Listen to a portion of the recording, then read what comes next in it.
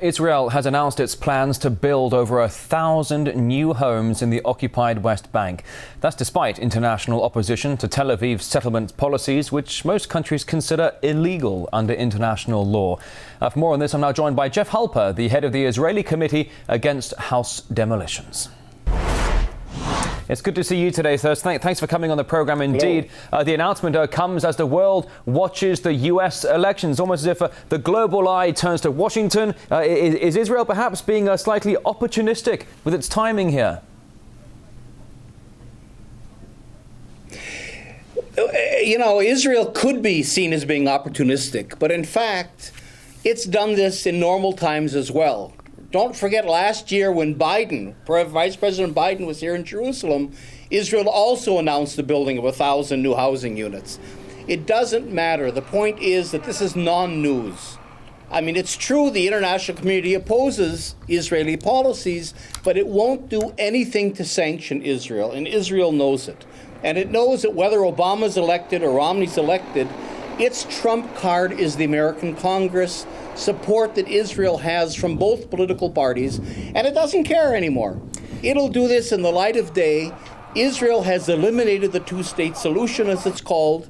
It's completely imprisoned the Palestinians, and no one in the world is going to speak up against it. So but you talk about 1,000 new homes. I'm sorry to jump in, but you talk about 1,000 new homes being constructed. That is no small project indeed. After the election, whether it's Romney or Obama in the White House, would you expect the White House to make any note about this, to make any statement about 1,000 new homes being built in occupied territory?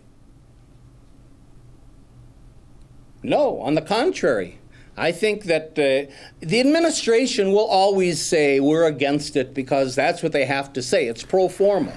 But in fact, when Biden was here, and I bring this up because it was in his face, Biden is the pro-Israel spokesperson in the Obama administration.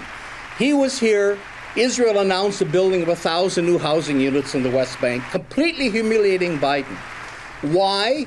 Because it wanted to show Obama who's calling the shots. Because in the wake of that, there was a fight between Obama and Netanyahu that was very public. And Congress, both houses of Congress, the Senate and the House, issued statements, a sense of Congress resolution, telling Obama, you lay off Netanyahu.